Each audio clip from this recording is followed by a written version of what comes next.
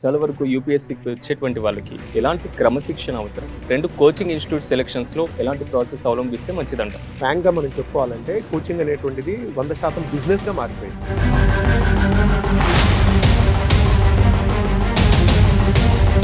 వాడు తెచ్చినవాడు పాస్ కాడండి, ఎగ్జామ్‌లో పాస్ కాడు. కానీ ఇలాంటి ఇన్స్టిట్యూట్ ఎక్కువ కాలం నడవవు. ఇవి కూడా మోసం చేసే ఇన్స్టిట్యూట్స్ ఎక్కువగా నడవవు.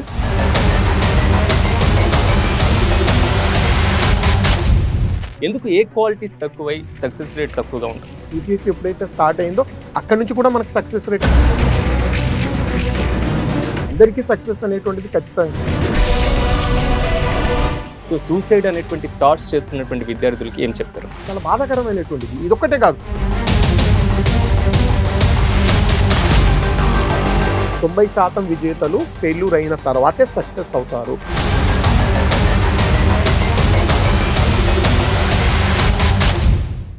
నమస్తే, వెల్కమ్ టు మెగా 9 టీవీ. నేను సిరాజ్. మెగా 9 టీవీ ప్రేక్షకులకి నూతన సంవత్సర శుభాకాంక్షలు. మహాకవి శ్రీశ్రీ గారు ఒక మాట అంటూ ఉంటారు, యువత అంటే పావన నవజీవన బృందావన నిర్మాతలు, రాబోవు యుగం దూతలు అనేసి. రాబోవు యుగంగా దూతలుగా ఉండాల్సినటువంటి యువత ఈ రోజుల్లో ఉన్నత స్థానానికి వెళ్ళాలి అని ప్రతి ఒక్కరు ఆలోచిస్తూ ఉంటారు, అభిలాష చేస్తూ ఉంటారు. ఈ క్రమంలో వారు ఎంచుకున్నటువంటి మార్గమే వారిని ఉన్నత స్థానానికి చేరుస్తూ ఉంటుంది. కానీ ఆ ఎంచుకునేటువంటి మార్గంలోనే అతిపెద్ద $1 మిలియన్ ప్రశ్నలు ఉత్పన్నమవుతూ ఉంటాయి. కాబట్టి ఈ రోజుల్లో సర్వసాధారణంగా దేశంలో అత్యున్నతమైనటువంటి సర్వీసులు కొట్టాలి యూపీఎస్సీ, మరి రాష్ట్రపరంగా ఉన్నటువంటి ఏవైతే ఏపీపీఎస్సీ, అదేవిధంగా టీజీపీఎస్సీలకు సంబంధించినటువంటి వాటిలో కొలువులు తీరాలి అనేటువంటి ఉద్దేశంతో చాలా మంది యువత రాజధాని నగరాలకు వస్తూ ఉంటారు. సో వాళ్ళకి మోటివేషన్ ఎంతవరకు అవసరం? మరి ముఖ్యంగా దేశంలో ఉన్నటువంటి కీలకమైనటువంటి సర్వీసులకి ఏదైతే పోటీ పరీక్షలకి ప్రిపేర్ అవుతూ ఉన్నారో వారికి ఎలాంటి సన్నద్ధత అవసరం అనేటువంటి అంశాలతో పాటు మనతో పాటు డిస్కషన్ చేయడానికి ప్రముఖులు, పెద్దలు, అదేవిధంగా దాదాపు 2 దశాబ్దాలకు పైగా సుదీర్ఘమైనటువంటి పాఠన అనుభవం ఉన్నటువంటి గౌరవ పెద్దలు హిస్టరీ కరీం సార్, ఆర్సీ రెడ్డికి సంబంధించినటువంటి వారు మనతో పాటు ఉన్నారు. సో వారిని అడిగి మరిన్ని విషయాలు తెలుసుకుందాం. సార్ నమస్తే సార్. నమస్తే. So very happy new year sir. మీకు కూడా హ్యాపీ న్యూ ఇయర్. స్టూడెంట్స్ అందరికి కూడా హ్యాపీ న్యూ ఇయర్. సార్ ఈ రోజుల్లో చూసుకుంటే చాలా వరకు యూపీఎస్సీకి సంబంధించినటువంటి ఇష్యూ. సో యూపీఎస్సీ ప్రిపేర్ అవ్వాలి, ర్యాంకు కొట్టాలి అని చాలా మంది క్యాపిటల్కి వస్తూ ఉంటారు, క్యాపిటల్ సిటీస్కి ఇన్స్టిట్యూట్ జాయిన్ అవుతూ ఉంటారు. కానీ నిరుపేదలు వస్తూ ఉంటారు, మధ్యతరగతి ప్రజలు వస్తుంటారు. కానీ 90% మించి వెనుగడుకు వేస్తూ ఉంటారు. సక్సెస్ రేట్ చాలా తక్కువగా ఉంది. ఎందుకు ఏ క్వాలిటీస్ తక్కువై సక్సెస్ రేట్ తక్కువగా ఉంటుంది? అంటే సక్సెస్ రేట్ తక్కువగా ఉండడానికి కారణం ఏంటంటే అపియర్ అవుతున్నటువంటి స్టూడెంట్స్, అవైలబుల్ వేకెన్సీస్ మనం చూస్తే న్యాచురల్గా సక్సెస్ రేట్ తక్కువగా వస్తుంది. ఇప్పుడు ఫర్ ఎగ్జాంపుల్ మీకు 700-800 పోస్టులు, మ్యాక్సిమం 1000 అనుకోండి, ఒక సంవత్సరానికి 1000 పోస్టులు వేస్తున్నారు. మరి రాసే అభ్యర్థుల సంఖ్య 5 లక్షలకు ఉంటుంది. కాబట్టి న్యాచురల్గానే సక్సెస్ రేట్ అనేటువంటిది తగ్గడం జరుగుతుంది. కాబట్టి అది క్యాండిడేట్ పోస్ట్కున్న రేషియోను బట్టి ఆ సక్సెస్ రేట్ అలా ఉంటుంది. అందరికీ సక్సెస్ అనేటువంటిది ఖచ్చితంగా రాదు. మీరే చూడండి, 1000 నుంచి 5 lakhs, ఆ రకంగా సక్సెస్ రేషియో మనకు చాలా తక్కువగా ఉంటుంది. అంటే యూపీఎస్సీ వచ్చేసి అన్ని కోణాల నుంచి ఒక విద్యార్థిని ఇన్డెప్త్గా అతనిలో ఉన్నటువంటి జ్ఞానాన్ని పరిశీలించాలనేటువంటి ఎగ్జామినేషన్ ప్యాటర్న్ను వాళ్ళు డెవలప్ చేయడం జరిగింది. అంటే స్టూడెంట్కు అన్ని వ్యవస్థలపైన అవగాహన ఉండడము, అన్ని సబ్జెక్టులపైన అవగాహన ఉండడము, ఒక సమస్య వచ్చినప్పుడు ఆ సమస్యను అతను ఎలా ఎదుర్కోగలడు, క్రైసిస్ మేనేజ్మెంటు, అంటే అకాడమిక్స్తో పాటుగా వీటిపైన కూడా ఎవరికైతే బలమైనటువంటి అవగాహన ఉంటుందో వాటిని పరిశీలించడము, తర్వాత ప్రశ్నపత్రాన్ని వీలైనంత టఫ్గా చేయడము. ఫెయిల్యూర్ రేట్ ఎక్కువగా ఉంది అని చెప్పడం అనేటువంటి రేషియో ఆ రకంగా మనం తీసుకోవాల్సి వస్తుంది. డెఫినెట్గా ఇది ఇప్పటి నుంచే కాదు కదా, స్టార్టింగ్ నుంచి యూపీఎస్సీ ఎప్పుడైతే స్టార్ట్ అయిందో అక్కడి నుంచి కూడా మనకు సక్సెస్ రేట్ తక్కువగానే ఉంటుంది. అంటే రేషియోను మనం అభ్యర్థులు ఎక్కువగా ఉన్నారు, ఉద్యోగాల సంఖ్య తక్కువగా ఉంది, కాబట్టి సక్సెస్ రేట్ జనరల్గా తక్కువగానే ఉంటుంది ఇందులో. సార్ ఈ రోజుల్లో జనరేషన్ మనం చూస్తున్నాం. సో 90s బ్యాచ్ కన్నా ఇప్పుడు ఉన్నటువంటి జనరేషన్ చాలా ఫాస్ట్గా ఉన్నారు. ఆర్టిఫిషియల్ ఇంటెలిజెన్స్ అనే టెక్నాలజీని యూజ్ చేసుకుని. సో ఇప్పుడు ఉన్నటువంటి ఈ జనరేషన్ ఏ ఏజ్ నుంచి ప్రిపరేషన్ స్టార్ట్ చేస్తే బెస్ట్ అంటారు? జనరేషన్ అనేటువంటిది టెక్నాలజీలో బాగా ముందు ఉంది అనడంలో తప్పేం, అంటే ఎక్కడ కూడా సందేహం లేదండి. వండర్ఫుల్. కానీ మేము గమనించింది ఏంటంటే విద్యార్థుల్లో ఉన్నటువంటి ఆ క్వాలిటీ ఏదైతే ఉందో, నేను దాదాపుగా 3 దశాబ్దాల నుంచి ఈ ఫీల్డ్లో ఉన్నాను. ఒక 20 ఏళ్ళు 15 ఏళ్ల కిందట ఉన్నటువంటి విద్యార్థుల యొక్క కెపాసిటీ ఇప్పుడున్న విద్యార్థుల కెపాసిటీ చూస్తే డిక్లైనింగ్ అనేది మాకు కనిపిస్తుంది. అంటే వాళ్ళు టెక్నాలజీలో ముందు ఉండొచ్చు, వాళ్ళకి ఆర్టిఫిషియల్ ఇంటెలిజెన్స్ కానివ్వండి ఇవన్నీ ముందు ఉండొచ్చు, కానీ క్వాలిటీ పరంగా అంటే యూపీఎస్సీ ఏదైతే కోరుకుంటుందో, యూపీఎస్సీలో ఎక్కువగా మనకి అకాడమిక్స్ మీద ఎక్కువగా ఫోకస్ ఉంటుంది. అకాడమిక్స్ను ప్రస్తుతం ఉన్నటువంటి సమస్యలను లింక్ చేయడం కానివ్వండి, ఈ విషయంలో పాత విద్యార్థులతో పోలిస్తే ఇప్పుడు ఉన్నటువంటి అంటే పాతకాలం నాటి విద్యార్థులు పోలిస్తే ఇప్పుడున్నటువంటి విద్యార్థుల యొక్క స్టాండర్డ్స్ బాగా తక్కువగా అనిపిస్తున్నాయి. నేనే చాలా తక్కువగా అనిపిస్తుందండి. ఎక్స్ట్రీమ్లీ ప్రతి క్లాస్లో కూడా మేము ఇప్పుడే జస్ట్ మీ ఇంటర్వ్యూకి వచ్చే ముందు కూడా నేను క్లాస్ తీసుకొని వచ్చాను. ఈ విషయాన్ని స్టూడెంట్స్కి నేను చెప్తున్నాను. అంటే ఎవ్రీ ఇయర్ ఎందుకు విద్యార్థుల్లో ఇది తగ్గుతుంది అంటే హార్డ్ వర్కింగ్ ఏమైనా తగ్గుతుందా వీళ్ళలో, లేకుంటే వాటిని లైట్గా తీసుకోవడమా? ఇంతకుముందు ఒక విద్యార్థి ఆన్సర్ రాసుకొని వస్తే ఆ ఆన్సర్లో ఉన్న ఇన్డెప్త్ అనాలిసిస్ ఇవన్నీ ఇప్పుడు విద్యార్థులకు సరిగా రావడం లేదు.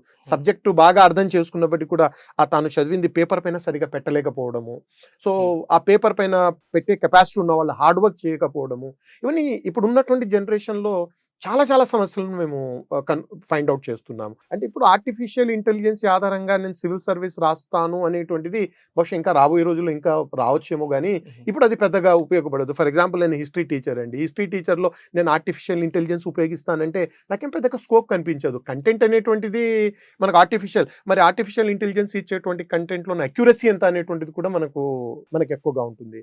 అంటే ఒక రకంగా చెప్పాలంటే యూపీఎస్సీ కొంత ట్రెడిషనల్ ప్యాటర్న్లోనే నడుస్తుంది, ట్రెడిషనల్ కాబట్టి కంటెంట్ మనం దాన్ని ఏఐ ద్వారా మనం కంటెంట్ మనం తీసుకోగలం, కానీ టోటల్గా నేను ఏఐ పైన డిపెండ్ అయి నేను ఎగ్జామ్స్ క్రాక్ చేస్తానని చెప్పడము సాధ్యం కాదండి ఇది. కాబట్టి మీరు చెప్పినట్టుగా ఇప్పుడున్న జనరేషన్ టెక్నాలజీలో ముందు ఉండొచ్చేమో, కానీ హార్డ్ వర్క్లో కానివ్వండి, నేను ఇంటెలిజెన్స్ అనే పదాన్ని కూడా నేను వాడను, ఎందుకంటే అందరికీ ఇప్పుడున్న పిల్లలకు కూడా బాగా ఇంటెలిజెన్స్ ఉంటుంది. అయితే వాళ్ళ కాన్సన్ట్రేషన్ అనేటువంటిది బాగా తగ్గిందండి.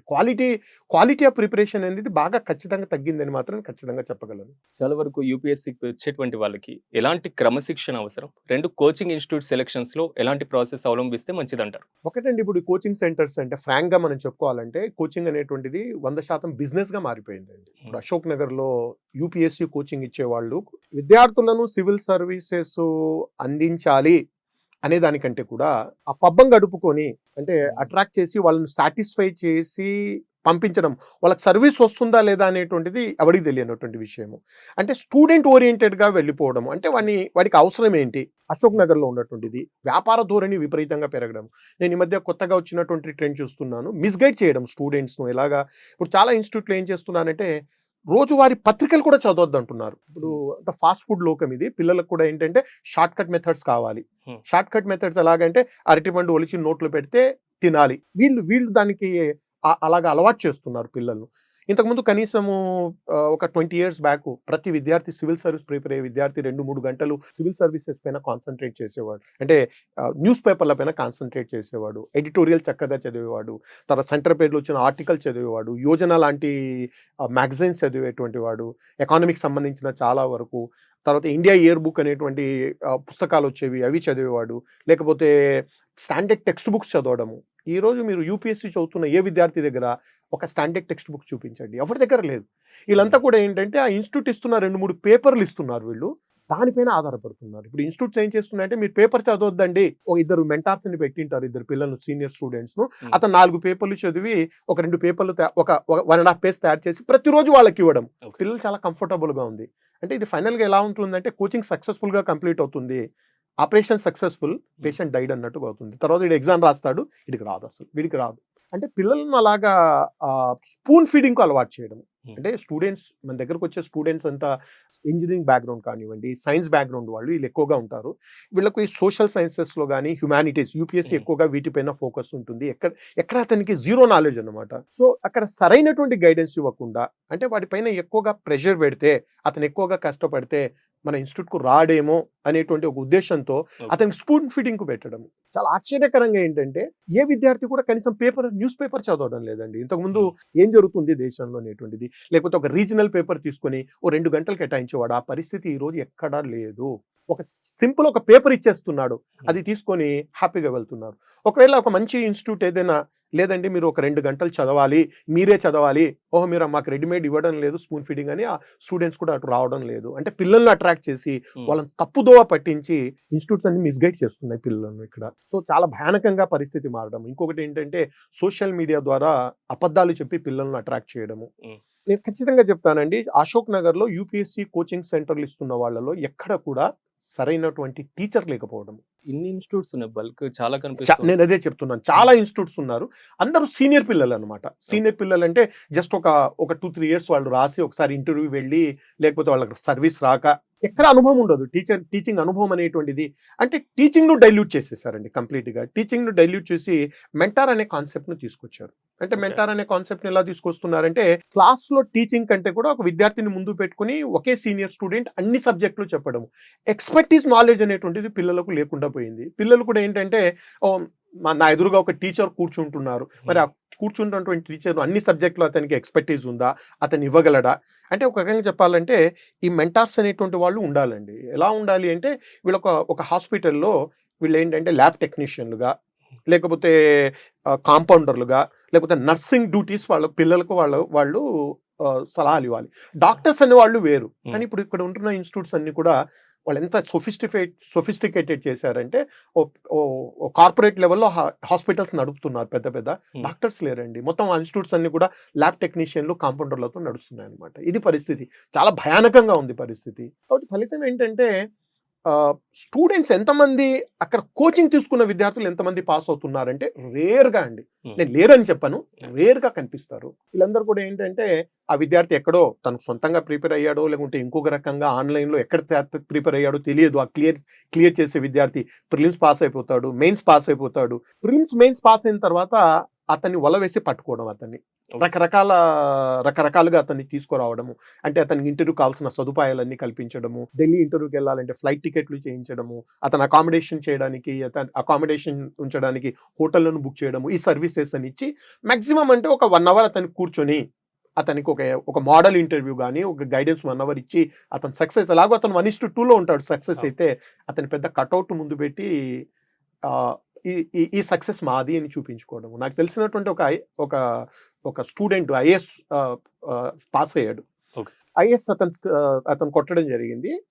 అతని పెద్ద పెద్ద కట్అవుట్లు ప్రతి ఇన్స్టిట్యూట్ ముందు, ఆ ఇన్స్టిట్యూట్లో ఆ క్యాండిడేట్ ఒక 1/2 అవర్ కూడా గడిపి ఉంటాడు మొత్తం టోటల్ కెరియర్ లో. కానీ ఇతను మా ప్రోడక్ట్ అని క్లెయిమ్ చేసుకోవడం. వీళ్ళు ఏం చేస్తారంటే ఇంటర్వ్యూలో సీనియర్ ఐపీఎస్ ఆఫీసర్ పిలుచుకొని ఒక బోర్డు పెట్టి మాక్ ఇంటర్వ్యూ చేస్తారండి. మాక్సిమం ఒక 1/2 అవర్ అక్కడ తను స్పెండ్ చేసి ఉంటాడు. ఇతను మా ప్రోడక్ట్ ఆప్షనల్, మా ఆప్షనల్లో ఇలా వచ్చాయి, కానీ ఎప్పుడు అతను ఒక్కరోజు కూడా క్లాస్లో కూర్చొని క్లాసులు విని ఉంటాడు అనమాట. వీళ్ళని చూపించి భారీగా మార్కెట్ అనేటువంటిది తీసుకెళ్లడం. ఇంతకుముందు నాకు తెలిసినంత వరకు ఒక 15-20 ఏళ్ల కిందట విద్యార్థులు దీనికి ఎక్కువగా, ఎందుకంటే మీడియా ప్రపంచం కాబట్టి ఆ మీడియాను బాగా మ్యానిపులేట్ చేయడం. మీరు ఏ ఇన్స్టిట్యూట్ బాగుంది అని మనం టైప్ చేసినా ఫస్ట్ మన ఇన్స్టిట్యూట్ వచ్చేటట్టుగా మేనేజ్ చేసేటువంటి టెక్నాలజీ ఉందన్నమాట. మీరు ఏదైనా కొట్టండి ఫస్ట్ ఈ ఇన్స్టిట్యూట్ టాప్ హైదరాబాద్లో అనేటువంటిది. ఈ మేనేజ్మెంట్ ద్వారా పిల్లలను అట్రాక్ట్ చేయడము. ఎక్కడ కూడా నేను ఖచ్చితంగా చెప్తున్నాను, 1-2 ఇన్స్టిట్యూట్లు తప్ప హైదరాబాద్లో సీనియర్ అంటే క్వాలిఫైడ్ సీనియర్ టీచర్లు ఎక్కడా లేరు. ఓల్డ్ మోడల్ అండి, వాళ్ళు అవుట్డేటెడ్, వాళ్ళ అవసరం లేదు అనేటువంటి ఒక బ్యాడ్ ప్రాపగాండా కూడా తీసుకోవడం. ఎందుకంటే వీళ్ళ దగ్గర ఎవరు లేరు, వీళ్ళ సిస్టంలో ఎవరు లేరు. అంటే ఎంతవరకు ఉన్నా జస్ట్ 1-2 సార్లు ఇంటర్వ్యూకి వెళ్ళొచ్చిన వాళ్ళు. ఇప్పుడు నేనున్నానండి, నేను కూడా సివిల్ సర్వీసెస్ ప్రిపేర్ అయిన వాడిని. నేను 2 ఇంటర్వ్యూలకు వెళ్ళాను. నేను గ్రూప్ 1 ఆఫీసర్గా కూడా పనిచేశాను నేను. ఆ తర్వాత నేను కనీసం 28 ఏళ్ళు 29 ఏళ్ళు అయింది నేను టీచ్ చేస్తున్నాను. వీళ్ళేంటంటే అవుట్డేటెడ్ అనేటువంటి ముద్ర వేయడం. కానీ ఎందుకంటే మా సర్వీసెస్ వాళ్ళకి లేవు అక్కడ. సింపుల్ గా ఏంటంటే జూనియర్స్ తో వాళ్ళు గడిపేయాలి అనేటువంటిది. ఎందుకంటే వాళ్ళకి ఇవ్వాల్సిన డబ్బు కూడా చాలా తక్కువగా ఉంటుంది. ఇతను ఏం చెప్పినా అతను అక్కడ పడి ఉంటాడు అనేటువంటిది కాన్సెప్ట్ ఉంది. సో చాలా భయంకరంగా ఎంత డైల్యూట్ చేసేసారంటే అంత డైల్యూట్ చేశారు. నాకు గుర్తుంది 15-20 ఏళ్ల కిందట ఒక విద్యార్థి ఒక ఇన్స్టిట్యూట్ను సెలెక్ట్ చేసుకోవాలంటే అక్కడికి వచ్చి మీ దగ్గర హిస్టరీ ఎవరు చెప్తున్నారు, ఎకానమీ ఎవరు చెప్తున్నారు, సైన్స్ అండ్ టెక్నాలజీ ఫ్యాకల్టీ ఏంటి, అతని అనుభవం ఏంటి, లేకపోతే సోషాలజీ ఎవరు చెప్తున్నారు, ఆంథ్రోపాలజీ, కంప్లీట్గా డీటెయిల్స్ తీసుకొని వెళ్ళేవారండి. ఆ రోజులు పోయాయి మొత్తం కంప్లీట్గా. అంటే కొన్ని ఇన్స్టిట్యూట్స్ కావాలని టీచర్ నుంచి ఒక ఒక కార్పొరేట్ టైప్లో తీసుకెళ్లాలనేటువంటి ప్రయత్నము. ఓకే. సో ఎంత అద్భుతంగా మేనేజ్ చేస్తున్నారంటే ఒక సూపర్ స్పెషాలిటీ హాస్పిటల్ డాక్టర్ లేకుండా నడుస్తున్నాయండి. కాంపౌండర్లు నర్సులతో హాస్పిటల్స్ నడిపేస్తున్నారండి. ఇది చాలా భయానకమైనటువంటి విషయం ఇక్కడ. సో ఈ విద్యార్థులు ఏంటంటే మీరు చెప్పారు కదా, టెక్నాలజీ ఎక్కువైపోయి ఆ టెక్నాలజీ పైన ఆధారపడి ఆ టెక్నాలజీని వీళ్ళు ఎలా మ్యానిపులేట్ చేసి తీసుకొస్తున్నారు అంటే ప్రాపగేషన్ అనే ప్రాపగాండా అనేటువంటిది బాగా పెరిగిపోవడము బాధాకరము. కానీ కోచింగ్ తీసుకున్న విద్యార్థుల్లో సక్సెస్ రేట్ అనేటువంటిది బాగా తగ్గిపోయింది అశోక్ నగర్లో. అది మాత్రం ఖచ్చితంగా చెప్పచ్చు. కానీ ప్రతిసారి కూడా రిజల్ట్ వచ్చిన తర్వాత ఒకసారి న్యూస్ పేపర్లో వాళ్ళ లైఫ్ హిస్టరీస్ అవి చూసినప్పుడు సో రిక్షా తొక్కుకునేటువంటి కుమారుడు ఐఏఎస్ అయ్యారు, లేకపోతే ఆటో నడిపేటువంటి వాళ్ళ అమ్మాయి సో ఐపీఎస్ అయింది. సో ఇలాంటి లైఫ్ మొత్తం చూసిన తర్వాత ఇప్పుడు యూపీఎస్సీలోకి రావాలని పేద విద్యార్థులు, మధ్య తరగతి ప్రజలు ఎవరైతే ఉంటారో సో వాళ్ళ పిల్లల కలలు కానీ సో ఇన్స్టిట్యూట్స్ కోసం వచ్చినప్పుడు ఇక్కడ కనబడేటువంటి ఇన్స్టిట్యూట్స్ 2-3 ఇయర్స్లో మళ్ళీ మాయమైపోతుంది. ఎందుకంటారు? 2-3 ఇయర్స్లో ఎందుకంటే ఈ ప్రాపగండా ద్వారా నడిచే ఇన్స్టిట్యూట్లు ఎక్కువ కాలం నడవండి. అది నెంబర్ 1 పాయింట్. ఇప్పుడు నేను ఆర్సి రెడ్డిలో పనిచేస్తున్నానండి. ఆర్సి రెడ్డికి 40 ఇయర్స్ 40 ఏళ్ల చరిత్ర ఉంది ఇక్కడ. ఇప్పటికి కూడా ఆర్సి రెడ్డి ఇన్స్టిట్యూట్లో వాళ్ళు యాడ్ అంటే సక్సెస్ అయిన తర్వాత వాళ్ళ ఫోటోలు వేస్తారు ఆర్సి రెడ్డిలో. మీరు వెళ్ళి ఇప్పుడు కూడా ఇన్స్టిట్యూట్ ముందు చూడండి. నేను అక్కడ ఫ్యాకల్టీనే, నేను ఓనర్ కాదు, నేను ఫ్యాకల్టీ. అక్కడ చాలా క్లియర్గా ఒక వ్యక్తి ఫోటో వేసిన తర్వాత ఇంటర్వ్యూ గైడెన్స్ అనే పదాన్ని మెన్షన్ చేస్తున్నారు. అంటే ఇతన్ని మేము కోచింగ్ ఇవ్వలేదు, ఇతను కేవలం మా దగ్గర ఇంటర్వ్యూ గైడెన్స్ మాత్రమే ఇతను తీసుకున్నాడు. అదే ఇతను ఒరిజినల్ విద్యార్థి. ఇప్పుడు కూడా ఆర్సి రెడ్డిలో నేను 28 ఏళ్ల ఎక్స్పీరియన్స్ ఉన్న ఇతన్ని పనిచేస్తున్నాను. నాకు పాఠాలు చెప్పిన వాళ్ళు కూడా అక్కడ ఉన్నారండి. ఇంకా నేను కూడా ఒకప్పుడు అక్కడ స్టూడెంట్, నాకంటే చాలా సీనియర్లు, నాకు పాఠాలు చెప్పిన వాళ్ళు కూడా ఇప్పటికి కూడా అక్కడ వచ్చి టీచ్ చేస్తున్నారు. నాకంటే జూనియర్స్ కూడా ఉన్నారు. అంటే అక్కడ 3 జనరేషన్స్తో కూడినటువంటి టీచర్స్ అనమాట. నేను మిడిల్ జనరేషన్ అనుకోండి, నాకంటే పై జనరేషన్ వాళ్ళు కింద ఉన్నారు. ఇంత హెరిటేజ్ ఉన్నటువంటి సంస్థ ఇది. కానీ ప్రాపగండా లేకపోవడం వల్ల అశోక్ నగర్లో, అది హిమాయత్ నగర్లో ఉంటుంది, అశోక్ నగర్లోనే ఎక్కువ మంది విద్యార్థులు ఇక్కడ రావడం అనేటువంటిది. అంటే విద్యార్థులకు ఏం కావాలి, వాళ్ళ మొత్తం స్పెషలైజేషన్ ఏంటంటే విద్యార్థులను ఎలా సంతృప్తి పరచాలి, షార్ట్ కట్స్ ద్వారా సంతృప్తి పరచడం. అంటే విద్యార్థి ఏమవుతున్నాడు అంటే చాలా కంఫర్టబుల్గా ఫీల్ అవుతున్నాడు. పేపర్ చదవద్దు అంటున్నారు వీళ్ళు, పేపర్ చదవాల్సినటువంటి అవసరం లేదు, కేవలం ఒక రోజు ఒక పేపర్ ఇస్తున్నారు నాకు, ఆ పేపర్ చదువుకుంటే అంటే నువ్వు 4 బిట్లు పేపర్లో ఏం జరిగిందని చదువుకోవడం వల్ల సంపూర్ణంగా ఎలా అర్థం చేసుకోగలుగుతావు. మా దగ్గరకు వస్తే ఈ షార్ట్ కట్స్ పనికిరావు, మీరు ఖచ్చితంగా చదవాలి, ఓహో ఇది కంటే కూడా అది బాగుంది అక్కడ. సో ఈ రకంగా విద్యార్థులను మిస్గైడ్ చేసి ఫైనల్గా చెప్పాను కదా, ఆపరేషన్ సక్సెస్ఫుల్, మీ కోర్సు సక్సెస్ఫుల్గా బయటకు వస్తాడు, వాడు చచ్చినవాడు పాస్ కాడు అండి, ఎగ్జామ్లో పాస్ కాడు. పాస్ అయిన విద్యార్థులను వీళ్ళు వెంటపడి తెచ్చుకుంటారు, మనం ఏదో ఒకటి తెచ్చుకొని వెళ్ళడము. అయితే ఒకటి మాత్రం నేను ఖచ్చితంగా మీరు చెప్పినట్టుగా 2-3 ఏళ్లకు ఇన్స్టిట్యూట్స్ ఎందుకు వెళ్ళిపోతున్నాయంటే స్టాండర్డ్ లేకుండా, స్టాండర్డ్ ఫ్యాకల్టీలు లేకుండా మీరు ప్రాపగాండా పైన ఇన్స్టిట్యూట్ని ఎక్కువ కాలం నడపలేరండి. అది ఒకటి. అసలు స్టాండర్డ్ బుక్స్ చదివే విద్యార్థులు నాకు కనిపించడం లేదు. ఎవరి చేతిలో స్టాండర్డ్ బుక్స్ లేవు. అంటే ఇన్స్టిట్యూట్ ఇచ్చేటువంటి కొన్ని పేపర్లను తీసుకొని దాన్ని చదివి ఐఏఎస్ కావాలి అనేటువంటిది నేను చెప్పాను. ఆ స్టూడెంట్స్ వచ్చే వాళ్ళకి ఏమీ తెలియదు, వాళ్ళు ఇంజనీరింగ్ బ్యాక్గ్రౌండ్ నుంచి వచ్చారు, హ్యుమానిటీస్లో సోషల్ సైన్సెస్లో వాళ్ళకి ఏమి ఉండదు. అంటే లిటరల్గా వాళ్ళని మిస్గైడ్ చేయడం అనేటువంటిది జరుగుతుంది. అయితే ఒకటి, ఎక్కువ కాలం ఇవి మాత్రం ఎక్కువ నడవు అండి, ఎక్కువ కాలం నడవు. మీరు న్యూస్ చూసే ఉంటారు, ఈ మధ్య నేను చూశాను, యూపీఎస్సీ ఢిల్లీలో ఇలా ప్రాపగాండా చేస్తున్నటువంటి ఇన్స్టిట్యూట్స్ పైన ₹1,00,00,000 ఫైన్ వేసిందండి. అంటే వాళ్ళు కేవలము వాళ్ళు ఎన్నడూ కూడా విద్యార్థులు అక్కడ కోచింగ్ తీసుకోలేదు, గైడెన్స్ ఓన్లీ ఇంటర్వ్యూ, ఒక మాక్ ఇంటర్వ్యూకి అటెండ్ అయ్యారు. అంటే మాక్సిమం ఒక ½ అవర్ స్పెండ్ చేసి ఉంటారు. వాళ్ళ పెద్ద ఫోటోలు వేసుకొని మేము వాళ్ళను ప్రొడ్యూస్ చేసాం ఆ ఇన్స్టిట్యూట్ నుంచి వేసుకున్నందుకు గాను యూపీఎస్సీ వాళ్ళ పైన ఫైన్ వేసినట్టుగా 2-3 రోజుల కిందట నేను వార్తల్లో చూశానండి. హైదరాబాద్లో కూడా పని చేయాలి. పిల్లలను మీరు చెప్పారు చాలా పేదోళ్ళు, ఇప్పుడు సివిల్ సర్వీస్ కోచింగ్కు రావాలంటే ₹1,50,000 ఫీజు ఉంది, మళ్ళీ పైగా అతను ఉండడానికి ఎంతో ఖర్చు పెట్టాలి. అందరూ కూడా మీరు చెప్పినట్టుగా పేదలు కూడా ఎంతో కష్టంగా డబ్బులు తీసుకురావడము, వాళ్ళకి సరైనటువంటి క్వాలిటీ కోచింగ్ ఇవ్వకుండా వాళ్ళకి కొన్ని పేపర్లను అప్పచెబుతూ ఒక మెంటార్ ఉండాలి. నేను మెంటార్ కాదని చెప్పాను. మెంటార్ అనేటువంటి వాడు ఎంతవరకు ఉన్నా కూడా పారామెడికల్ సర్వీసెస్ ఇవ్వాలి, కానీ మెయిన్ సర్వీసెస్ అతను ఇవ్వలేడండి. కానీ ఇక్కడ మెయిన్ సర్వీసెస్ లేవు, పారామెడికల్ సర్వీసెస్ మాత్రమే వీళ్ళు తీసుకెళ్తున్నారు. సో ఈ రకంగా స్టూడెంట్స్ను మోసం చేస్తూ ఇన్స్టిట్యూట్స్ అన్ని, కానీ ఇలాంటి ఇన్స్టిట్యూట్ ఎక్కువ కాలం నడవవు, ఇవి కూడా మోసం చేసే ఇన్స్టిట్యూట్స్ ఎక్కువగా నడవవు. రెండోది ఏంటంటే ఈ విద్యార్థులను మోసం చేయడం అన్నమాట. విద్యార్థులు ఏమనుకుంటున్నారంటే ఇదే కరెక్ట్ పద్ధతి ఏంటో. అరే ఆ ఇన్స్టిట్యూట్లో వెళ్తే రాత్రింబళ్ళు చదవమంటున్నారు, ఇంతలా పుస్తకం చదవమంటున్నారు, ఇక్కడ 2 పేజీలు ఇచ్చేస్తున్నారు, వాళ్ళే కష్టపడి మన కోసం అహర్నిశలు పని చేస్తున్నారు, ఆ ఫీలింగ్ క్రియేట్ చేస్తున్నారు వీళ్ళు. కాబట్టి యూపీఎస్సీ గైడెన్స్ అనేటువంటిది అశోక్ నగర్లో చాలా ప్రమాదకరంగా మారింది.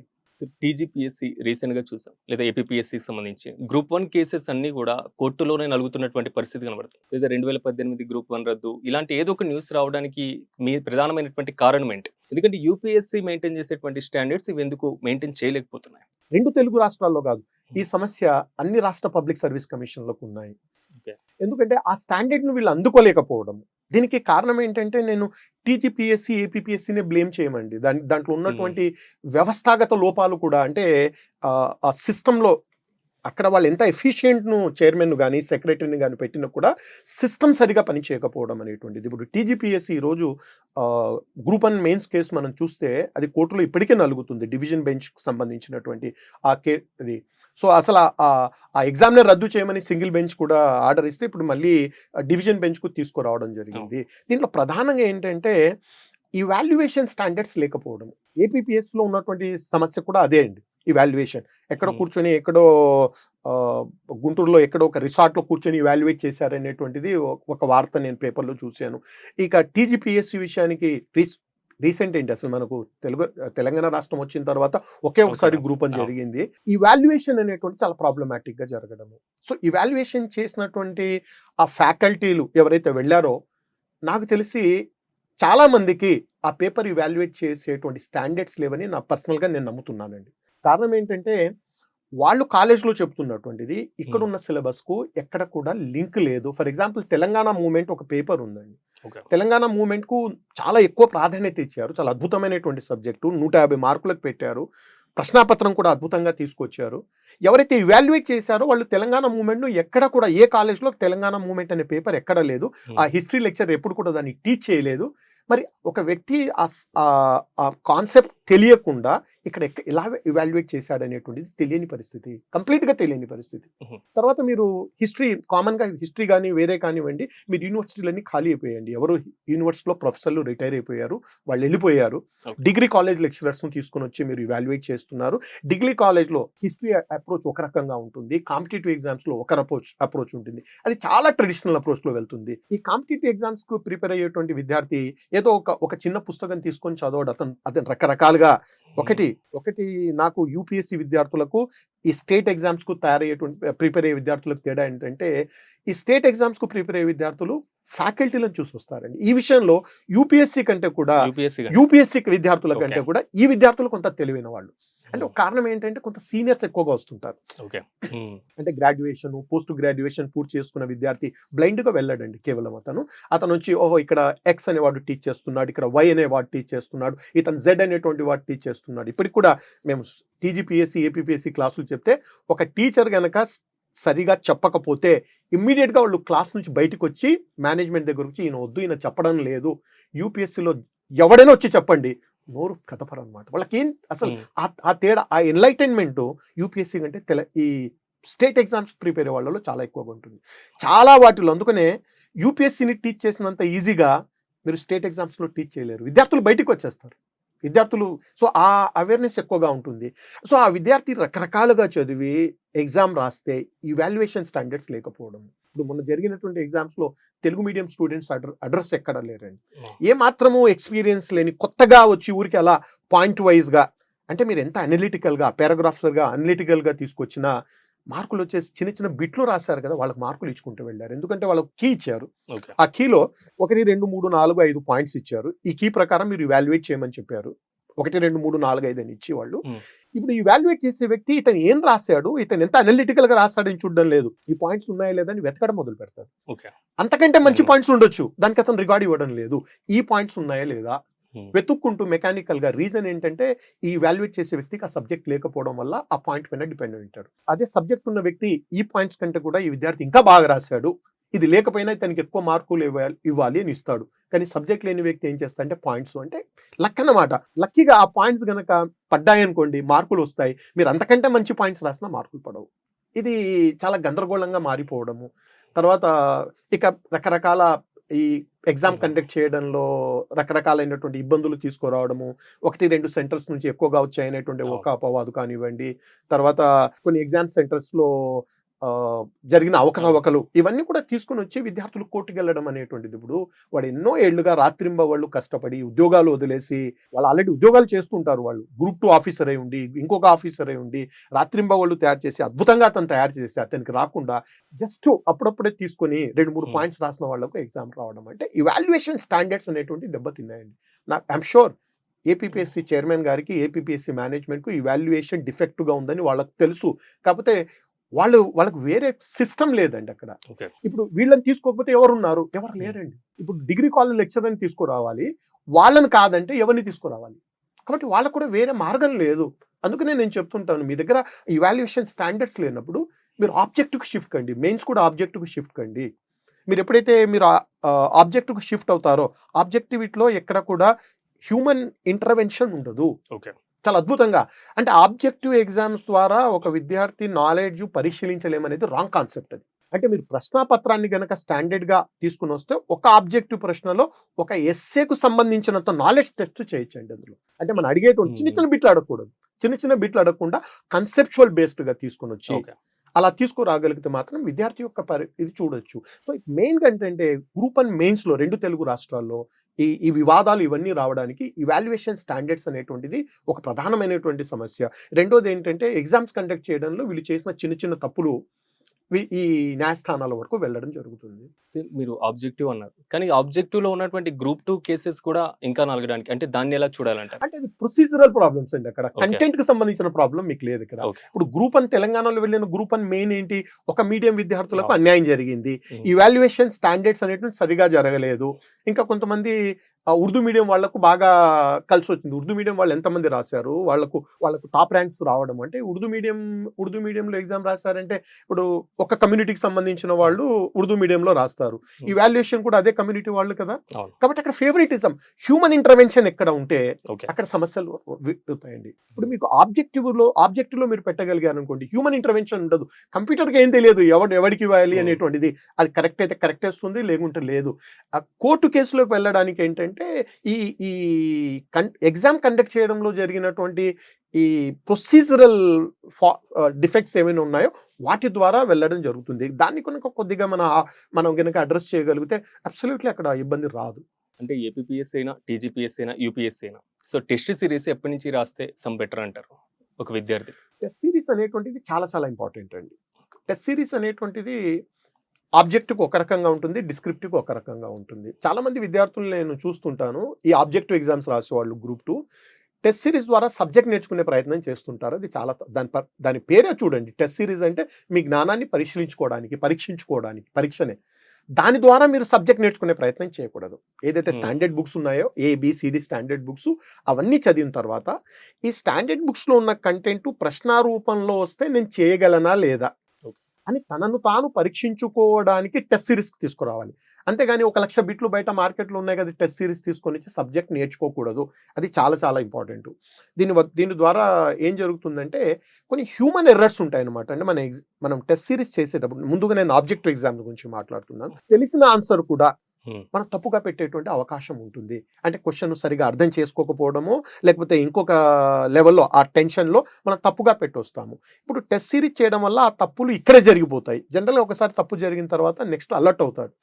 ఒకసారి మీరు ఈ టెస్ట్ సిరీస్ చేయడం ద్వారా మీ తప్పులను మీరు గనక ఎక్కడెక్కడ తెలిసిన వాటికి కూడా మీరు ఎక్కడ తప్పు పెడుతున్నారు తెలిసారనుకోండి, రేపు ఎగ్జామ్లో ఆ తప్పులను రిపీట్ చేయరు. కాబట్టి తప్పనిసరిగా ఈ టెస్ట్ సిరీస్ అనేటువంటివి ఖచ్చితంగా ఉండాలి. ఎగ్జామ్ అనేటువంటిది ఎప్పుడు ఉంటుందో తెలియని పరిస్థితి కదండి. సో టెస్ట్ సిరీస్ అనేటువంటిది ప్రిపరేషన్ ఒక పార్ట్గా తీసుకుని వెళ్తే బాగుంటుంది. అంటే ఎగ్జామ్కు ముందు మాత్రమే నేను టెస్ట్ సిరీస్ చేస్తాను అనేటువంటిది కరెక్ట్ కాదు. ఎందుకంటే మీ లోపాలు కొన్ని టెస్ట్ సిరీస్ చేసిన కొన్ని ప్రశ్నలకు మీరు చదివిన పుస్తకాలు కవర్ కావు.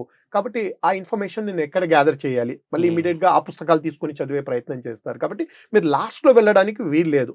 మీ ప్రిపరేషన్తో పాటు మీ టెస్ట్ సిరీస్ను కూడా కంటిన్యూ చేయండి. టెస్ట్ సిరీస్ అనేటువంటిది ఒక పార్ట్. ఇక డిస్క్రిప్టివ్ ఎగ్జామ్స్కు డిస్క్రిప్టివ్ ఎగ్జామ్లో టెస్ట్ సిరీస్ చాలా చాలా ఇంపార్టెంట్.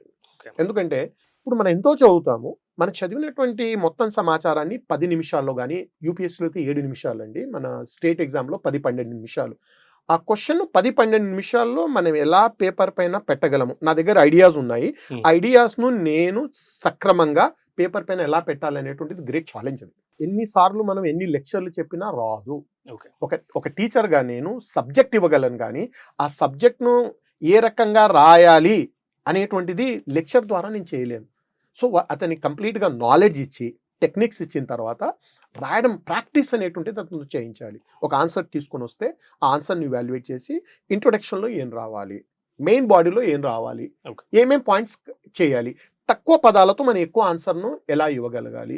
తర్వాత మన గ్రామర్ మిస్టేక్స్ లేకుండా, చాలామంది గ్రామర్ మిస్టేక్స్ చేస్తుంటారు ఇంగ్లీష్లో వాళ్ళు ముఖ్యంగా. సో ఆ గ్రామర్ మిస్టేక్, స్పెల్లింగ్ మిస్టేక్స్ లేకుండా ఎలా చేయాలి, కన్క్లూషన్ ఎలా తీసుకురావాలి. అంటే ఒక ఆన్సర్ను మనం పారా వైజ్లో రాయాలన్నా, పాయింట్ వైజ్లో రాయాలన్నా, లేకపోతే సబ్ హెడ్డింగ్స్లో రాయాలన్నా, ఇవన్నీ ఏ రకంగా క్యాచీగా ఎగ్జామినర్ను మనం ఈజీగా ఇంప్రెస్ చేయగలము, ఇవన్నీ కూడా ఎలా అవుతుందంటే త్రూ ప్రాక్టీస్ అనేటువంటిది వస్తుంది.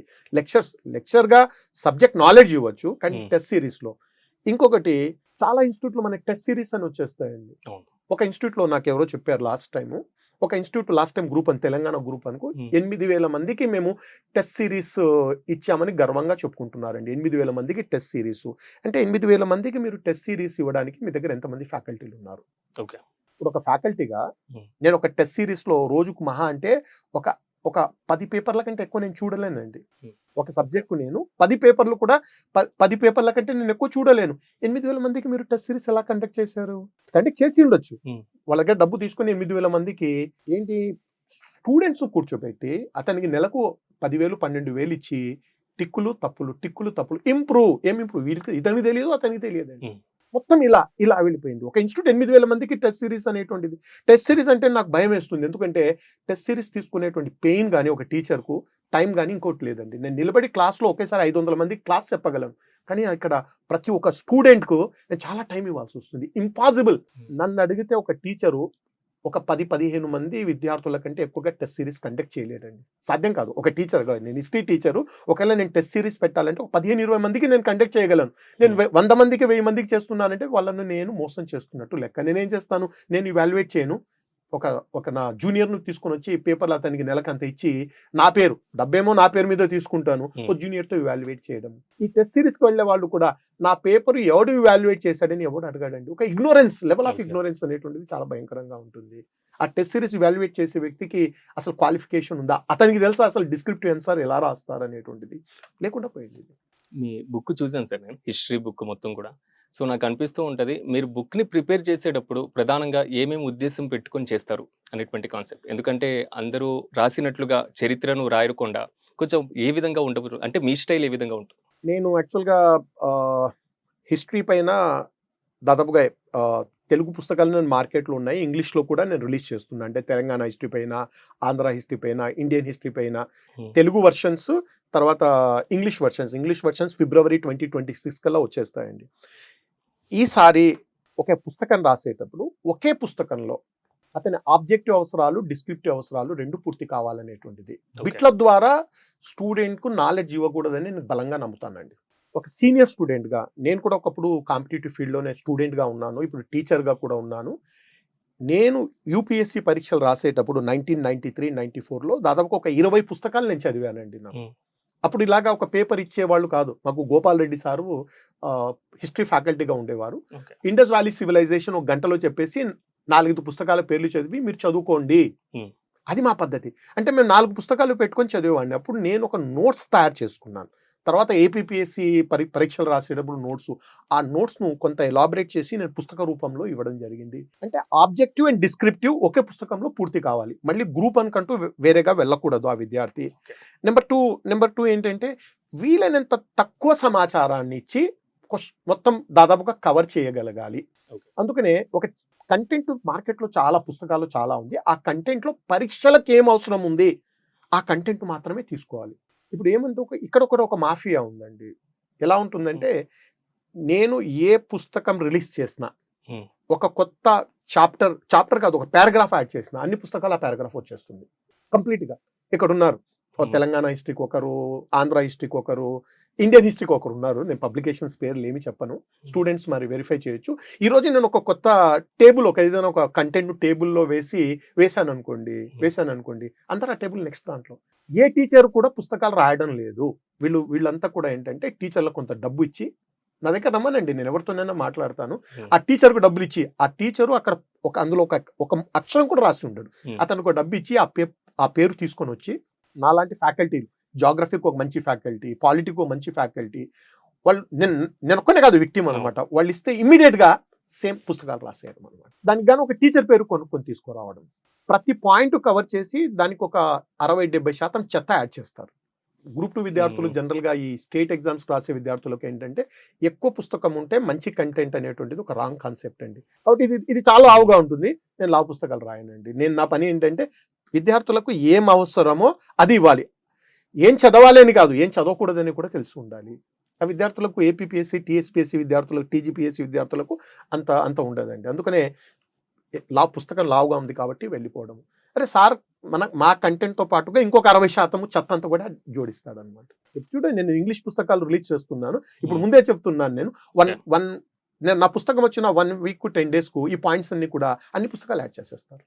ఇది అవుతుంది. మొత్తానికి నేను విద్యార్థులకు కాంప్రహెన్సివ్ గా సమాచారం ఇచ్చేటువంటి ప్రయత్నం చేస్తాను. మీరు చెప్తూ ఉంటారు, హర్ ఫిరోజ్ కి తమన్నా అబ్ హమారే ఘర్ మే దేఖ్నా హై జోర్ కిత్నా ఖాతిర్ మే హై. కానీ ఈ రోజుల్లో అది విన్నప్పుడు స్వాతంత్ర సమర యోధులు ఉరికంబానికి ఎక్కేటప్పుడు ఆ సంఘటన గుర్తొస్తూ ఉంటుంది. కానీ ఒక పోటీ పరీక్షకు వచ్చినటువంటి విద్యార్థి సూసైడ్ చేసుకునేటువంటి పరిస్థితుల వరకు వస్తున్నాయి. కానీ ఆ సూసైడ్ అనేది ఏ విధంగా సాగుతుందంటే యూపీఎస్సీ కానివ్వండి, టీజీపీఎస్సీ కానివ్వండి, ఏపీపీఎస్సీ కానివ్వండి, అసలు ఎలా పోతున్నారు స్టూడెంట్స్ అనే ఆలోచన వస్తుంది. సో సూసైడ్ అనేటువంటి థాట్స్ చేస్తున్నటువంటి విద్యార్థులకి ఏం చెప్తారు? సూసైడ్ అనేటువంటి థాట్స్ అనేటువంటిది నన్ను అడిగితే ఒక రకమైన మానసికమైనటువంటి రోగం అండి. ఆ డిప్రెషన్ అనేటువంటిది ఇప్పుడు ఈ ఆధునిక యువత ఈజీగా ఈ డిప్రెషన్లోకి వెళ్ళిపోవడం, అమ్మాయిలు కానీ అబ్బాయిలు కానివ్వండి. ఒకటి అండి, ఈ ఫీల్డ్లో వచ్చేటప్పుడే ఒకటి మీరు ఫిక్స్ కావాలి, రిజల్ట్ అనేటువంటిది వెంటనే రాదు. 90% విజేతలు ఎవరైతే ఉన్నారో వాళ్ళందరూ 2-3 సార్లు ఫెయిల్ అయిన తర్వాతే వాళ్ళకి 90% నేను చెప్పేది. 90% విజేతలందరూ 2-3 సార్లు ఫెయిల్ అయ్యి ఆ తర్వాత సక్సెస్ అయిన వాళ్ళు. ఫస్ట్ అటెంప్ట్లో ఎవరైనా సక్సెస్ అయ్యారంటే ఆ ఫస్ట్ అటెంప్ట్ అతను 1 or 2 years బాగా చదివి ప్రిపేర్ అయిన తర్వాత ఇచ్చాడని అర్థం. కాబట్టి డెఫినెట్గా పోటీ పరీక్షల్లో విజయం కంటే ముందు అపజయం ఉంటుందనే విషయాన్ని గమనించాలి. నెంబర్ 1 అంటే మీరు మెంటల్గా స్ట్రాంగ్ కావాలి. ఓహో, నేను ఈ ఫీల్డ్లో వెళ్తున్నాను, అపజయం కూడా నా ప్రిపరేషన్లో ఒక పార్టే. నేను పరీక్షలు రాశానండి, నేను గ్రూప్ 1, గ్రూప్ 2 2 సాధించాను నేను యూపీఎస్సీ కోసం. దానికంటే ముందు ఎన్ని అపజయాలు ఉన్నాయంటే నేను కౌంట్ చేసుకోవాలి. గ్రూప్ 2 రాసాను, ఫెయిల్ అయ్యాను, యూపీఎస్సీ రాసాను, ఫెయిల్ అయ్యాను, తర్వాత గ్రూప్ 1 ఫెయిల్ అయ్యాను. సరే, ఇంటర్వ్యూ దగ్గర ఫెయిల్ అయ్యానా, ప్రిలిమ్స్లో అనేది ఉంటుంది వేరు, దగ్గరికి వెళ్ళాను ఇంటర్వ్యూ కానీ రాలేదు. అలా అని నేను నిరుత్సాహపడలేదు, డిప్రెషన్లోకి వెళ్ళలేదు. నాకు ముందే తెలుసు 90% విజేతలు ఫెయిల్యూర్ అయిన తర్వాతే సక్సెస్ అవుతారు. కాబట్టి ఆ పాయింట్ ఆధారం చేసుకొని నేను వెళ్ళాను, ఫైనల్గా సక్సెస్ సాధించడం జరిగింది. కాబట్టి నేను విద్యార్థులకు కూడా ఏం చెప్పేదంటే, ఈ మెంటల్ డిప్రెషన్ అనే దాని నుంచి రండి, అపజయం కూడా అందులో పార్టే. ఈ ఫీల్డ్లో రావడానికి ముందే మీరు ఆలోచించండి. ఒక 2 years అయితే కంప్లీట్గా దీనికి ఇచ్చేయాలి. 1-2 వైఫల్యాలు రానివ్వండి, ఆ తర్వాత మీరు ఆ ఓపికతో నిలబడి నిరంతర శ్రమ చేయండి. మీకు సక్సెస్ రాకపోతే నన్ను అడగండి. మరణం అనేటువంటిది సమస్యకు పరిష్కారం అనుకుంటే ఈ ప్రపంచంలో ఎవడు బతకడండి. మీరు, నేను, ఇక్కడ ఉన్న వాళ్ళందరూ ఎవరు బతకరు. ఎందుకంటే అందరికీ సమస్యలు ఉన్నాయి. ఆ సమస్య ప్రెషర్లోకి వెళ్ళి, డిప్రెషన్లోకి వెళ్ళి సూసైడ్ థాట్స్ తెచ్చుకోకూడదు. ఈ మధ్య యువత ఏంటంటే మెంటల్ డిప్రెషన్కి వెళ్ళిపోవడము, సూసైడ్ అనేటువంటిదే. సో ఇక్కడ ఈ విషయానికి కాదు, ఎక్కడో నేను చూశాను, ఎవరో హీరో పెళ్లి చేసుకుంటే ఒక అమ్మాయి సూసైడ్ చేసుకుందంట. నా అభిమాన హీరో పెళ్లి చేసుకున్నాడు, నేను ఎందుకు బతకాలి అనేటువంటిది. ఇది ఒక చాలా బాధాకరమైనటువంటిది. ఇదొక్కటే కాదు, ఈ రకమైనటువంటి జాడ్యము ఇతర రంగాల్లో కూడా మనకు కనిపిస్తుంది. కాబట్టి ఎట్టి పరిస్థితుల్లోనైనా చావు అనేటువంటిది ఏ సమస్యకు పరిష్కారం కాదు. నిలబడి ధైర్యంగా పోరాడినటువంటి వ్యక్తి డెఫినెట్గా విజయాన్ని సాధిస్తాడు. యూపీఎస్సీ కానీ, టీజీపీఎస్సీ కానివ్వండి, తర్వాత ఏపీపీఎస్సీ కానివ్వండి, ధనవంతులు పొందే జాబులు కావు. 82 మీరు చెప్పినట్టుగా అత్యంత బలహీనమైనటువంటి ఆర్థికంగా బలహీనమైనటువంటి వాళ్ళ గురించి మాట్లాడుతున్నాను. వాళ్ళే ఈ జాబ్స్ను ఎక్కువగా కొడుతున్నారు. నిరంతర శ్రమ కావాలి, ఓటమిని తట్టుకునేటువంటి శక్తి కూడా తప్పనిసరిగా కావాలి. ఓటమిని తట్టుకొని శక్తి లేని వాళ్ళు దయచేసి ఈ ఫీల్డ్లో రావద్దండి. 1 or 2 ఫెయిల్యూర్స్ నిలబడి తట్టుకోవాలి.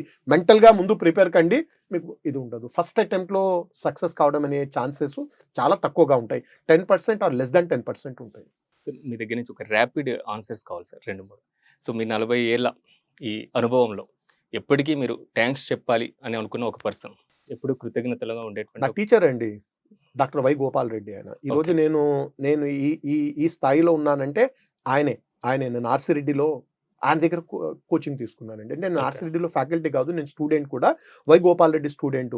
ఆయన చాలా సింపుల్గా ఇప్పుడు చెప్పినంత కూడా డీటెయిల్గా చెప్పేవాళ్ళు కాదు. జస్ట్ బేసిక్స్ చేసి పుస్తకాలు చదవమన్నాడండి. నన్ను ఒక రాయిని శిల్పంగా చెక్కింది ఆయనే. కాబట్టి ఆయనకే నేను రుణపడి ఉంటానండి. మీకు బెస్ట్ స్టూడెంట్ అనిపించిన ఎవరైనా ఒక పర్సన్? ఒక పర్సన్ నేను చెప్పలేండి. నాకు లక్షల మంది స్టూడెంట్స్ ఉన్నారు. Hmm. నాకు సర్వీస్ సాధించిన ప్రతి విద్యార్థి కూడా నా బెస్ట్ స్టూడెంట్స్ కిందే నాకు లెక్క అండి. సార్ మన మొహెంజదారో కాలం దగ్గర నుంచి మొదలుపెట్టి బ్రిటిష్ వాళ్ళు రూల్ చేసి 1947 వరకు ఎంతో మంది రాజులు చూశారు. సో ఆ రాజులకు సంబంధించి మీరు రాసినటువంటి వ్యక్తి కూడా, మీకు ఏ పర్సనాలిటీ బాగా ఇష్టం? పర్సనాలిటీ ఇష్టం అంటే ఇది చాలా చాలా కఠినమైనటువంటి ప్రశ్న అండి. మీరు చరిత్రలో ఎంతో మంది పర్సనాలిటీని తీసుకొస్తాము. అంటే ఎవరికి ఇష్టమైనటువంటి పర్సనాలిటీని వాళ్ళు హైలైట్ చేసుకోవడం అనేటువంటిది ట్రెండ్ అనమాట. ఇప్పుడు ఒక 20 ఏళ్ల కిందట రాసినటువంటి ఎన్సీఆర్టీలో ఎక్స్ చాలా గొప్ప హీరో అని రాశారు. ఇప్పుడు వచ్చినటువంటి ఎన్సీఆర్టీలో ఎక్స్ పెద్ద విలన్ అని రాస్తున్నారు. ఎన్సీఆర్టీ సంస్థ ఒకటే కానీ ఓరియంటేషన్ అనమాట. వాళ్ళకి సంబంధించిన పాయింట్స్ అంటే సపోర్ట్గా వాళ్ళు ఇస్తున్నారు వీళ్ళు అనేటువంటిది. నన్ను అడిగితే మీరు చరిత్రలో నాకు ఒక బెస్ట్ పర్సనాలిటీ ఇవ్వండి, ఓకే. అతనిలో ఉన్నటువంటి నెగటివ్ వర్స్ట్ ఆస్పెక్ట్స్ ఏంటో నేను చెబుతాను. లేదా ఒక వర్స్ట్ పర్సనాలిటీ ఇవ్వండి చరిత్రలో, అతనిలో ఉన్న మంచి గుణాలు నేను ఇవ్వగలను. ఎందుకంటే హ్యూమన్ బీయింగ్ అనేటువంటిది ఈ రెండింటి కలయిక అండి. ఇప్పుడు జనరల్గా ఏం జరుగుతుందంటే దీన్ని బయస్ అంటాం హిస్టరీ. నాకు నచ్చిన వ్యక్తిని అతనిలో ఉన్న చెడు గుణాలను పక్కన పెట్టి అతనిలోని మంచిని హైలైట్ చేయడము. నాకు నచ్చని వ్యక్తి, ఆ నచ్చని వ్యక్తి చెడు గుణాలను హైలైట్ చేసి అతని మంచి గుణాలను పక్కన పెట్టడము. కాబట్టి చరిత్రలో ఎవరు 100% మంచోళ్ళు లేరు, ఎవరు 100% చెడ్డవాళ్ళు లేరు. కాబట్టి హ్యూమన్ బీయింగ్ అంటేనే రెండింటి కలయిక అండి. సో 2026 వచ్చేసింది కాబట్టి మా మెగా 9 టీవీ ప్రేక్షకులకి, ఎవరైతే పోటీ పరీక్షలు ప్రిపేర్ అయ్యే వాళ్ళు, మరి ముఖ్యంగా యువతను ఉద్దేశించి మీరేం చెప్తారు? ఒకటండి, ఫీల్డ్లో వచ్చేవాళ్ళు 1-2 సార్లు ఆలోచించి రండి. ఒకటి, నోటిఫికేషన్స్ అనేటువంటివి ఇప్పుడు నన్ను అడిగితే ఈ జాబులు ఇవ్వాలి అనేటువంటిది ప్రతిపక్ష డిమాండ్గా మారిపోయింది అనిపిస్తుందండి నాకు. ఎందుకంటే కాంగ్రెస్ ప్రతిపక్షంలో ఉన్నప్పుడు కాంగ్రెస్ పార్టీ ఉద్యోగాలు ఇవ్వాలని చెప్తుంది, అధికారంలో ఉన్నప్పుడు పట్టించుకోదు. అదే రకంగా టీఆర్ఎస్ అధికారంలో ఉన్నప్పుడు, లేకపోతే ఇంకొక టీడీపీ అధికారంలో ఉన్నప్పుడు వాళ్ళు దాని గురించి మాట్లాడు. అంటే వైసీపీ అక్కడ అధికారంలో ఉందనుకోండి, టీడీపీ ఉద్యోగాలు ఇవ్వాలంటుంది. టీడీపీ అధికారంలో ఉన్నప్పుడు వైసీపీ ఉద్యోగాలు ఇవ్వాలని చెప్తుంది. అంటే ఈ ఉద్యోగాలు ఇవ్వడం అనేటువంటిది, జాబ్ క్యాలెండర్ అనేటువంటిది నన్ను అడిగితే ఒక అపోజిషన్ డిమాండ్గా మిగిలిపోయింది. గెస్టేషన్ పీరియడ్ బాగా పెరిగిపోయింది. నన్ను అడిగితే ఎలక్షన్స్ ముందు తప్ప వీళ్ళు నోటిఫికేషన్స్ ఇస్తారా అనేటువంటిది ఒక భయంకరమైనటువంటి అంశం అనమాట. అంటే ఎలక్షన్స్ కు ముందు వీళ్ళు రెగ్యులర్ గా జాబ్ క్యాలెండర్ ఇచ్చి ఎవ్రీ ఇయర్ ఉద్యోగాలు నడుపుతారనే ఆశ నాకు లేదండి, ఖచ్చితంగా లేదు. కాబట్టి విద్యార్థులకు నేను చెప్పేది ఏంటంటే, మీకు ప్రభుత్వ ఉద్యోగమే రావాలనుకుంటే ఒక 2-3 ఏళ్ల ప్లాన్ తీసుకొని ఫీల్డ్లో రండి. నాకు ఇమ్మీడియట్గా ఉద్యోగం కావాలి, ఇమ్మీడియట్గా జీవనోపాధి కావాలి, నేను ఎందుకంటే ఇప్పుడు అది లేకపోతే నేను ఉండలేనన్న వాళ్ళు వేరే ఆల్టర్నేటివ్ వెళ్ళమని నేను చెప్పేటువంటిది. సో ఒక 2-3 ఇయర్స్ కనుక మీ దగ్గర టైం ఉందంటే, నేను 2-3 ఏళ్ళు ఇక్కడ గడపగలను, ఆర్థికంగా కానీ కష్టపడే తత్వం ఉండడం, అలాంటి వాళ్ళు డెఫినెట్గా రావచ్చండి. అలాంటి వాళ్ళు కూడా ఏంటంటే 1-2 ఓటములు మళ్ళీ దానికి సిద్ధం కావాలి, నిరంతర శ్రమ అనేటువంటిది చాలా కావాలి దాంట్లో. అంటే ఒక ఇంటెలెక్చువల్ క్యూరియాసిటీ, ప్రతిదీ నేర్చుకోవాలనేటువంటిది కేవలం టీచర్ల ద్వారానే కాకుండా, ఇప్పుడు టెక్నాలజీ ద్వారా చాలా సమాచారం కూడా మనకు అందుబాటులో ఉంది. ఆ సమాచారాన్ని కూడా సెల్ఫ్ లెర్నింగ్ ద్వారా తీసుకునేటువంటి ప్రయత్నం చేయడము. సో ఈ టెండెన్సీ అనేటువంటిది మనం తెలుసుకురావడము, ముందుగా ఆత్మవిశ్వాసం ఉండడము, తనపైన తనకు కాన్ఫిడెన్స్ ఉండడము, ఇవన్నీ తీసుకొని మీరు కనుక ఈ క్వాలిటీస్ మీకు ఉన్నాయంటే డెఫినెట్గా మీరు ఈ ఫీల్డ్లో రండి. లేదు నాకు ఇమ్మీడియట్గా రిజల్ట్ కావాలి, నేను 1 ఇయర్లో సెటిల్ కాకపోతే నా జీవితం గడవదు అన్నప్పుడు పోటీ పరీక్షలకు రావద్దనేది నేను స్టూడెంట్స్కి చెప్తాను. మీరు చెప్పినట్లు కొంతవరకు కనీసమైనటువంటి లక్షణాలు అలవర్చుకున్నప్పుడు మాత్రమే సక్సెస్ రేట్ మరింత పెరిగేటువంటి అవకాశం కూడా ఉంది. మీకు కూడా ప్రత్యేకమైనటువంటి కృతజ్ఞతలు సార్, మాకు వచ్చి అమూల్యమైనటువంటి టైం ఇచ్చినందుకు. మరొకసారి wish you A happy new year sir. Thank you. So చూసారు కదా, ఇలాంటి మరిన్ని అంశాలతో మళ్ళీ కలుద్దాం. చూస్తూనే ఉండండి మెగా 9 టీవీ.